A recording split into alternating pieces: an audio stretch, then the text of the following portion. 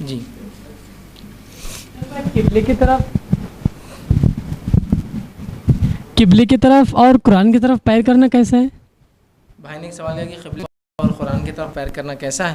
تو دیکھیے سب سے پہلی چیز تو یہ کہ قرآن کی طرف پیر کرنا بہرحال درست نہیں ہوگا، اس لیے کہ وہ اللہ کی کتاب ہے اور اس کی اپنی اہمیت. جس سے مراد یہ کہ اگر وہ رکھی ہو کسی سمت وہ الگ بات ہے، آپ پیر کر سکتے ہیں، سیدھا اس کے سامنے آپ پیر مت کیجیے. مثال تو قرآن نیچے رکھا اور آپ پیر کر رہے ہیں، یہ تو درست نہیں.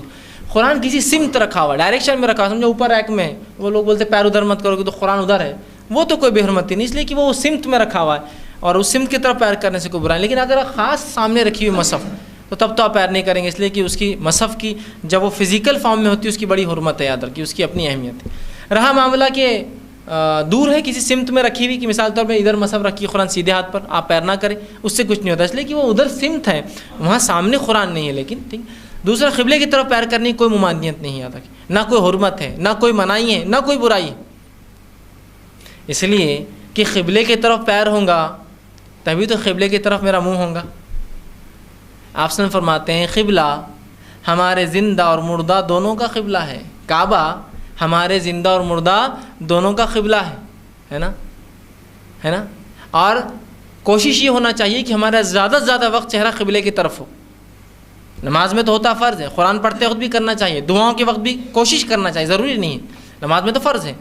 دیگر عبادتوں میں کوشش کروں کہ میرا رخ قبلے طرف. اسی لیے ہمارا جب مردہ جو انسان مر جاتا ہے تو میت کا پیر قبلے طرف کرتے، تو پیر نہیں کرتے قبلے طرف، منہ کرتے ہیں، اس لیے کہ جب بھی اب میت کو اٹھائے جائیں گے نہلاتے وقت تو اس کا منہ قبلے کی طرف جائے. اور اگر کوئی انسان اس نیت سے رات سوتا ہے قبلے کی طرف پیر مطلب منہ کر کے کہ اگر مر جاؤں رات میں تو صبح اگر کوئی اٹھائے تو اسی طرف منہ، تو یہ بھی درست ہے. تو کوئی ممانعت نہیں، کوئی حرمت نہیں، کوئی برائی نہیں.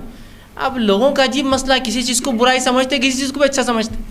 حدیث میں بیان کیا گیا جس چیز کی حرمت اور برائی ہے وہ ہے قبلے طرف دیکھ کر پیشاب پیخانہ نہ پیٹ کر کے نہ منہ کر کے کرنا چاہیے. جب میں پیشاب پیخانے کو بیٹھوں بیت الخلاء، نہ میری پیٹ ادھر ہو نہ میرا منہ ادھر ہو، وہاں تو کوئی حرمت نہیں. کوئی سوچتا پہلے قبلہ ہے کہ ادھر میں پیشاب کھڑا ہو رہا ہوں کسی جنگل میں ہوں، راستے میں سفر، بس کدھر ہی بس کھڑے ہو کر شروع ہو گئے. جانوروں کے جیسا ہی معاملہ ہے لوگوں کا، وہاں نہیں ہو رہا. قبلے کی طرف آپ نے تھوکنے سے منع کیا، ٹھیک، تو وہاں تو کوئی دیکھتا نہیں، کدھر تھوک دیا آپ نے، بس دیکھ رہے نہیں آپ قبلہ کی طرف. اب جو منع نہیں کیا اس کی حرمت ثابت کر، پیر نہیں کرنا قبلے کی طرف. عجیب بات ہے، پیر نہیں ہوں گے تو منہ کیسا ہوگا میرا ادھر؟ مردے کے پیر قبلے طرف نہیں کی جاتے ہیں، اس کا منہ کیا جاتا ہے نا. منہ کب ہوں گا قبلے طرف؟ جب میرے پیر ہوں گے، مردہ تو اٹھ نہیں سکتا ہے. تو لہٰذا اگر کوئی اس نیت سے، یہ بھی میں کہتا ہوں اگر سوئے اور یہ کہے کہ اگر میں صبح اٹھوں تو اٹھتے ہی میرا منہ قبلے طرف ہو، بہت اچھا کام کیا اس نے، کوئی غلط نہیں. تو نہ اس کی کوئی حرمت ہے، نہ اس کی کوئی برائی ہے، نہ کچھ. اب بہت سے لوگ لکھتے ہیں جو بات عوام میں برائی کا معنی لیا جائے یا لوگ عوام اس کو برا سمجھے تو وہ بات بھی جو ہے اس سے احتیاط کرنا چاہیے. اب میں کہتا ہوں تھوڑی دیر عوام جو ہے توحید کو برا سمجھیں گی تو کیا ہم سب شرک کرنے لگ جائیں گے؟ آج وہی ہے نا، جو توحید پر ہے اس کو لوگ بولتے برا ہے، جو شرک میں ڈوبا ہے فلاں ہے، اس سے مانگتا اس سے مانگتا، لوگ بولتے دیکھو یہ مسلمان ہے. اور جو کہے تو بولتے یہ تو اللہ والا ہے، یہ تو مانگتا نہیں کسی سے. تو لوگ کیا توحید کو برا کہیں گے تو کیا میں شرک پر چلے جاؤں گا؟ تو لوگوں پہ شریعت نہیں ہے، شریعت میں کوئی ووٹنگ سسٹم نہیں ہے کہ لوگ بولیں گے ہاں تو ہاں.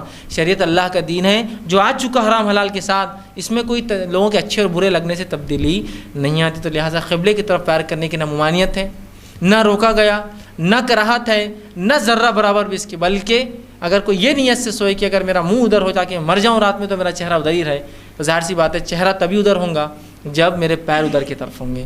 لہٰذا اس میں کوئی ممانعت، کوئی حرمت اور کوئی برائی نہیں ہے. انشاءاللہ یہ